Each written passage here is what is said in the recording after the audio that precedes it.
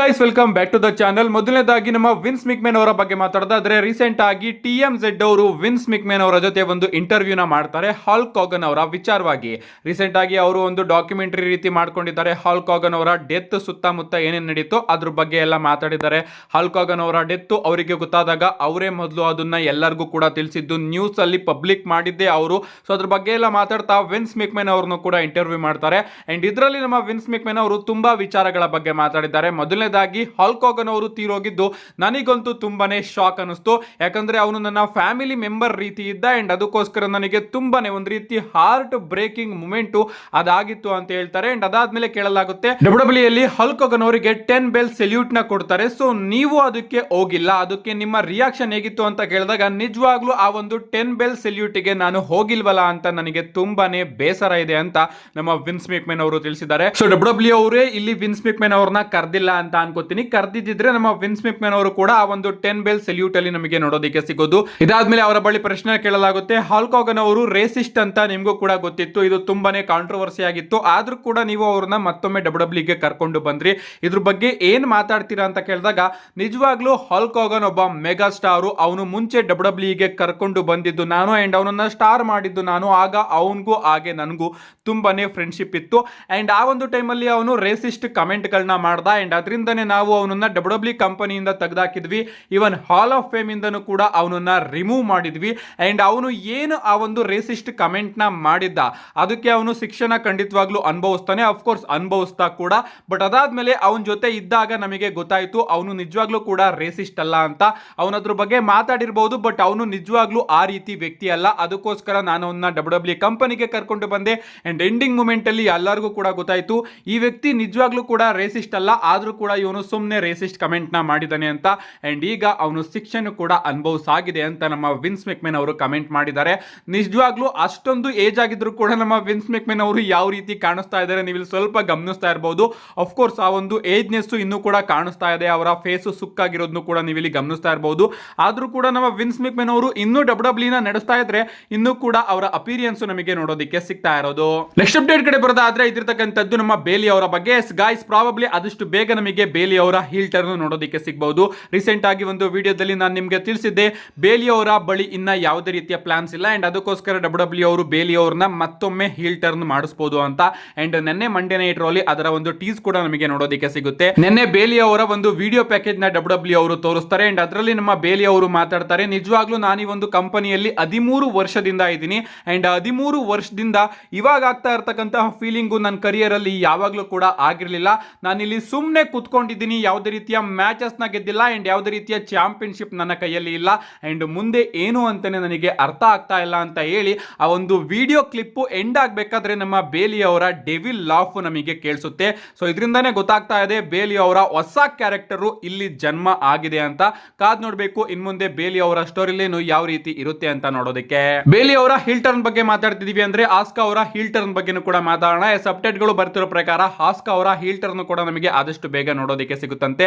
And ಅದರ ಟೀಸು ನಮಗೆ ನಿನ್ನೆ ಮಂಡೇ ನೈಟ್ ರಲ್ಲಿ ನೋಡೋದಕ್ಕೆ ಸಿಕ್ತು. ಬ್ಯಾಕ್ ಸ್ಟೇಜ್ ಅಲ್ಲಿ ನಮ್ಮ ಆಸ್ಕಾ ಅವರು ಇಯೋಸ್ಕೈ ಅವ್ರನ್ನ ತಳ್ಳಿ ಹೊರಟೋಗ್ತಾರೆ.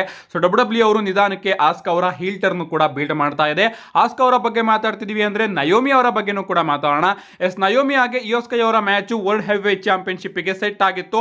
ಅಂಡ್ ಪ್ರಾಬಬ್ಲಿ ಆ ಒಂದು ಮ್ಯಾಚ್ ಅಲ್ಲೇನೆ ಆಸ್ಕಾ ಅವರ ಹೀಲ್ ಟರ್ನಿನ ಹಿಂಟು ನಮಗೆ ನೋಡೋದಕ್ಕೆ ಸಿಗಬೇಕಾಗಿತ್ತು. ಬಟ್ WWE ಅವರು ಸಡನ್ ಆಗಿ ಆ ಒಂದು ಮ್ಯಾಚ್ ನ ಕ್ಯಾನ್ಸಲ್ ಮಾಡ್ತಾರೆ. ಅಂಡ್ ರೀಸನ್ ಏನ್ ಕೊಡ್ತಾರೆ ಅಂದ್ರೆ ನಯೋಮಿ ಅವರಿಗೆ ಇಂಜುರಿ ಆಗಿದೆ. ಅಂಡ್ ಅದಕ್ಕೋಸ್ಕರ ಇವತ್ತು ಅವರು ತನ್ನ ಚಾಂಪಿಯನ್ಶಿಪ್ ನ ಡಿಫೆಂಡ್ ಮಾಡೋದಕ್ಕೆ ಆಗುದಿಲ್ಲ ಅಂತ. ಅಂಡ್ ಈಗ ಅಪ್ಡೇಟ್ ಗಳು ಬರ್ತಿರೋ ಪ್ರಕಾರ WWE ಅವರು ಬ್ಯಾಕ್ ಸ್ಟೇಜ್ ಅಲ್ಲಿ ಈ ಒಂದು ವಿಚಾರನ ಸಿಕ್ಕಾಪಟ್ಟೆ ಸೀಕ್ರೆಟ್ ಆಗಿ ಇಡ್ತಾ ಇದಾರಂತೆ. ಅಂದ್ರೆ ನಮ್ಮ ನಯೋಮಿ ಅವರಿಗೆ ಸೀರಿಯಸ್ ಇಂಜುರಿ ಆಗಿದೆಯೋ ಅಥವಾ ಲೈಟ್ ಆಗಿ ಇಂಜುರಿ ಆಗಿದೆಯೋ ಅಂತ ಯಾರಿಗೂ ಕೂಡ ಗೊತ್ತಿಲ್ವಂತೆ.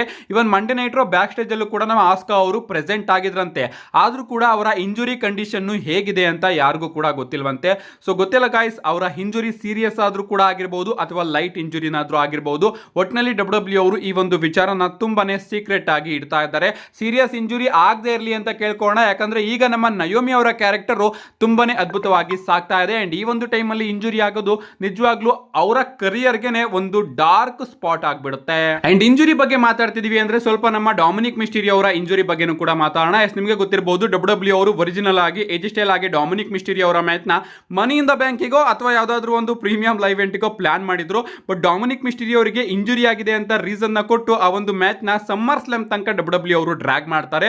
ಸೊ ನಿಜವಾಗ್ಲೂ ಕೂಡ ಡೊಮಿನಿಕ್ ಮಿಸ್ಟೀರಿಯೋ ಅವರಿಗೆ ಇಂಜುರಿ ಆಗಿತ್ತಾ ಅಥವಾ ಇದೆಲ್ಲದೂ ಕೂಡ ಸ್ಟೋರಿ ಲೈನ್ ಪಾರ್ಟ್ ಅಂತ ನೀವೇನಾದ್ರೂ ಕೇಳಿದ್ರೆ ಗೈಸ್ ಇದ್ರ ಬಗ್ಗೆ ನಮ್ಮ ಡೊಮಿನಿಕ್ ಮಿಸ್ಟೀರಿಯೋ ಅವರೇ ಮಾತಾಡ್ತಾ ಹೇಳ್ತಾರೆ, ನಿಜವಾಗ್ಲೂ ಕೂಡ ಆ ಒಂದು ಟೈಮಲ್ಲಿ ನನಗೆ ಸೀರಿಯಸ್ ಇಂಜುರಿ ಆಗಿತ್ತು ಅಂಡ್ ಆ ಒಂದು ಇಂಜುರಿ ನನ್ನ ರಿಪ್ಸ್ ಅಲ್ಲಿ ಆಗಿತ್ತು ಅಂಡ್ ನನ್ನ 2 ರಿಪ್ಸ್ ಗಳು ಕೂಡ ಡ್ಯಾಮೇಜ್ ಆಗಿತ್ತು ಅಂಡ್ ಆ ಒಂದು ಮೂಮೆಂಟ್ ಮಾತ್ರ ನಿಜವಾಗ್ಲೂ ತುಂಬಾನೇ ಕೆಟ್ಟದಾಗಿತ್ತು. ಬಟ್ ಆದ್ರೂ ಕೂಡ ಫ್ಯಾನ್ಸ್ ಗಳು ನಾನು ಫೇಕ್ ಮಾಡ್ತಾ ಇದ್ದೀನಿ, ಏಜೆ ಸ್ಟೈಲ್ ಅವರ ವಿರುದ್ಧ ಮ್ಯಾಚ್ ಆಡೋದಕ್ಕೆ ಇಷ್ಟ ಇಲ್ಲ ಅಂತ ನಾನು ಸುಮ್ಮನೆ ನನಗೆ ಇಂಜುರಿ ಆಗಿದೆ ಅಂತ ಹೇಳ್ಕೊಂಡು ತಿರುಗ್ತಾ ಇದ್ದೀನಿ ಅಂತ ಅನ್ಕೊಂಡಿದ್ರು.